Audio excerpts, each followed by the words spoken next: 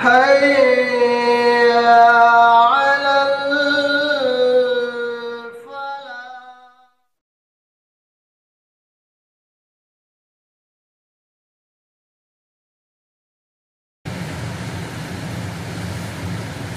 الحمد لله رب العالمين، الصلاة والسلام على سيد المرسلين وعلى آله وصحبه أجمعين، أما بعد. أعوذ بالله من الشيطان الرجيم. بسم الله الرحمن الرحيم. ولقد زينا السماء الدنيا بمصابيح وجعلناها رجوما للشياطين وأعتدنا لهم عذاب السعير وللذين كفروا بربهم عذاب جهنم وبئس المصير. إذا ألقوا فيها سمعوا لها شهيقا وهي تفور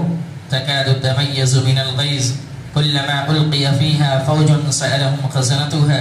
ألم يأتكم نذير قالوا بلى قد جاءنا نذير فكذبنا وقلنا ما نزل الله من شيء إن أنتم إلا في ضلال كبير فقالوا لو كنا نسمع أو نعقل ما كنا في أصحاب السعير. سورہ ملک کی کچھ آیتیں آپ لوگوں کے سامنے تلاوت کی گئی، جس میں اللہ رب العالمین اپنی کارکردگی کے بارے میں بتلا رہا ہے کہ تمام بادشاہت اللہ رب العالمین کے لیے ہے، اور اسی نے موت اور زندگی کو پیدا کیا ہے، اور اسی طریقے سے اللہ رب العالمین نے آسمان کو پے در پے بنایا ہے. اسی طریقے سے آگے اللہ رب العالمین نے کہا وَلَقَدْ زَيَّنَّا السَّمَاءَ الدُّنْيَا بِمَصَابِيحَ، کہ بے شک ہم نے آسمان دنیا کو چراغوں سے آراستہ کیا اور انہیں شیطان کے مارنے کا ذریعہ بنا دیا، اور شیطانوں کے لیے ہم نے دوزخ جلانے والا عذاب تیار کر دیا. گویا کہ اللہ رب العالمین ستاروں کے بارے میں کہہ رہا ہے کہ اللہ رب العالمین نے آسمان دنیا کو، یعنی جو ہم اور آپ کو دکھائی دے رہا ہے آسمان، جس میں ستاروں سے اللہ رب العالمین نے آسمان کو مزین کر دیا ہے، اور ستاروں کو تین طریقے سے استعمال کیا جاتا ہے. ایک تو یہ کہ ستاروں کے ذریعے اللہ رب العالمین نے آسمان کو زینت بخشی، اور دوسرا یہ کہ جو کچھ شیاطین ہیں جن کو جنات کہا جاتا ہے، جناتوں میں جو شرکش جنات ہیں جن کو ہم شیطان کہتے ہیں، وہ آسمان میں جاتے ہیں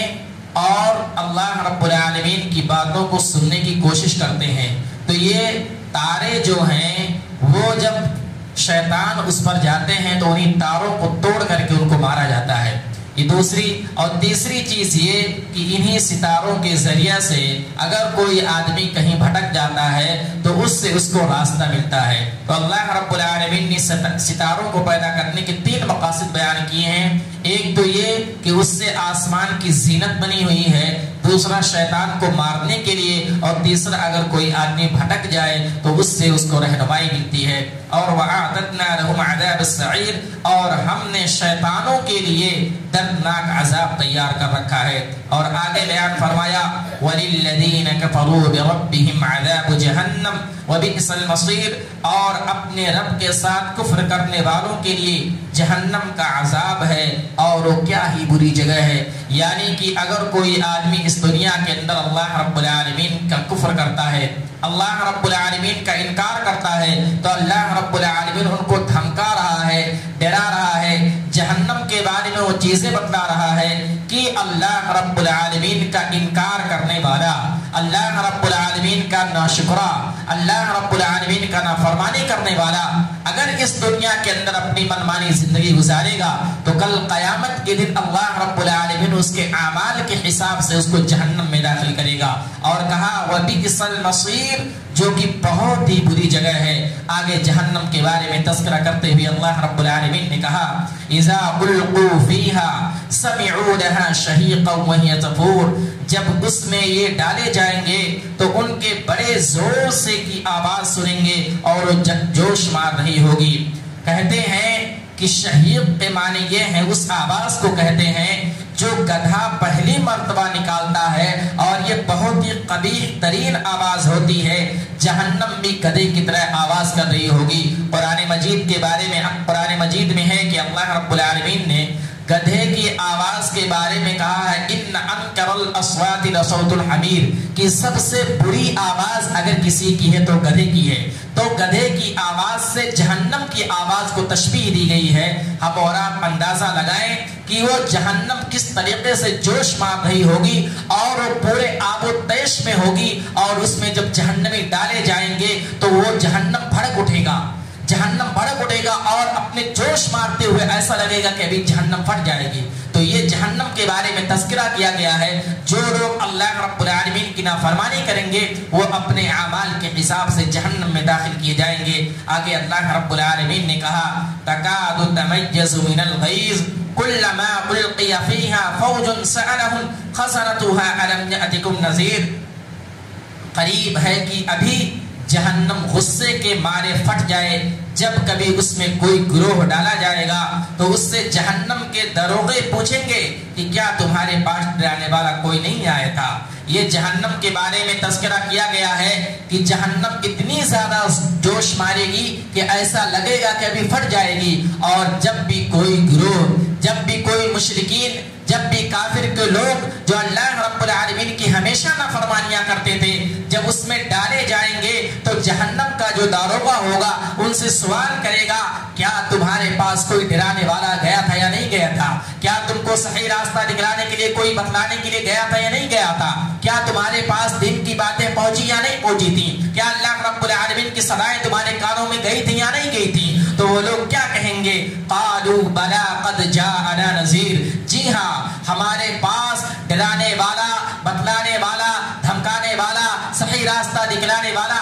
آیا تھا، لیکن فکذبنا وقلنا ما نزل اللہ من شیء ان انتم الا فی نذیر ان انتم الا فی ضلال کبیر، ہم لوگوں نے ان کی باتوں کو جھٹلا دیا، ہم لوگوں نے ان کی باتوں پر دھیان نہیں دیا، اور ہم ان کو جھوٹا اور تکذیب کہنے والے تھے، جس کے بنا پر ہم جہنم میں ڈالے گئے ہیں۔ تو ہم اور آپ کو اس آیت سے غور کرنا چاہیے کہ ہمارا بھی یہی طریقہ ہے۔ آج بتلانے والے، صحیح راستہ دکھلانے والے، نذیر، ڈرانے والے، جہنم کے بارے میں تذکرہ کرنے والے، قرآن و حدیث کی باتیں سنانے والے بہت سارے لوگ ہیں، اور اللہ رب العالمین نے قرآن مجید کے اندر بھی کہا ہے انا ہدیناہ السبیل اما شاکرا و اما کفورا، کہ ہم نے تم لوگوں کو دو راستہ دکھلا دیا ہے، ایک سیدھا راستہ، ایک گمراہی کا راستہ، چاہے تم اللہ رب العالمین کے سیدھے راستے پر چل کر کے تم شکر گزار بندے بن جاؤ، یا اللہ رب العالمین کی نافرمانی کرتے کر کے اللہ رب العالمین کا ناشکرہ بن جاؤ۔ تو ہم اور آپ کو معلوم ہے صحیح کیا ہے،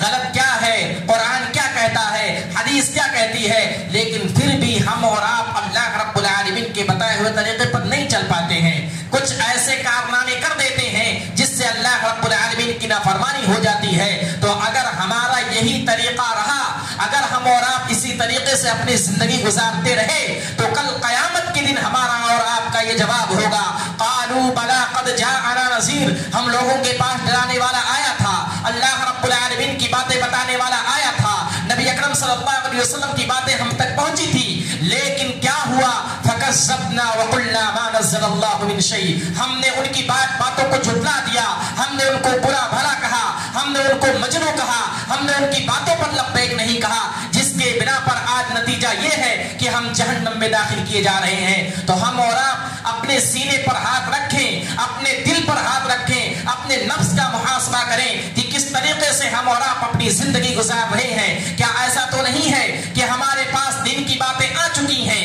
اللہ رب العالمین کا فرمان آ چکا ہے، صحیح ہمارا آپ کے سامنے ہے، غلط اور صحیح میں تمیز کرنے کا طریقہ بھی ہے، لیکن اس کے باوجود ہماری زندگی صحیح طریقے سے نہیں گزر رہی ہے، اللہ رب العالمین کے فرمان کے مطابق زندگی نہیں گزر رہی ہے، قرآن و حدیث کے مطابق ہم اور آپ اپنی زندگی نہیں گزار رہے ہیں۔ اگر ایسا ہے تو اللہ نہ کرے ہمارا بھی نتیجہ جہنم میں ہو اور ہمارا بھی نتیجہ بہت برا ہو، اس لیے ہم اور آپ اپنی آنکھوں کو کھولیں، اللہ رب العالمین بار بار موقع دیتا ہے، کبھی رمضان المبارک کا مہینہ دے کر کے، کبھی جو ہے ہم اور آپ کو نماز پڑھنے کی توفیق ہوتی ہے، کبھی اللہ رب العالمین عید الاضحیٰ کا موقع دیتا ہے، کبھی اللہ رب العالمین عید الاضحیٰ اور قربانی کرنے کا موقع دیتا ہے۔ بہت سارے ایسے مواقع ہم اور آپ کو ملتے ہیں، ہم اور آپ اپنی دنیا کی رنگینیوں میں مست نہ ہو کر کے ہم اور آپ دین کے معاملے میں مسجدوں سے لگاؤ رکھیں، قرآن و حدیث سے لگاؤ رکھیں، نماز سے لگاؤ رکھیں، اللہ کی عبادت سے لگاؤ رکھیں، اللہ رب العالمین سے دعا کریں،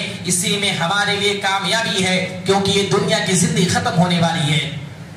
دنیا میں آدمی آیا ہے چلا جائے گا، اگر ہم اور آپ کو کوئی کام آنے والا ہے، یہ چھوٹے چھوٹے اعمال جو ہیں، عبادتیں جو ہیں، دعائیں جو ہیں، قرآن کی تلاوت، ذکر و اذکار، یہی ساری چیزیں کام آنے والی ہیں۔ اخیر میں اللہ رب العالمین سے دعا ہے کہ اللہ رب العالمین تو ہمیں کہنے سننے سے زیادہ عمل کرنے کی توفیق عطا فرما۔ اے اللہ رب العالمین ہمارا ہر ایک عمل ایسا ہو جو تیری رضا کے لیے ہو۔ اللہ رب العالمین ہم اور آپ کو رمضان مبارک کے مہینے میں زیادہ سے زیادہ نیک عمل کرنے کی توفیق عطا فرما۔ اللہ رب العالمین ہمیں برے اعمال سے بچا۔ اللہ رب العالمین جب ہمارا خاتمہ ہو تو ایمان کی حالت میں ہو، اور جب ہمارا نتیجہ ہو تو اللہ رب العالمین تو ہمیں اپنی رحمت سے جنت الفردوس میں داخل فرما۔ آمین وآخر دعوانا الحمد للہ رب العالمین۔ السلام علیکم ورحمۃ اللہ۔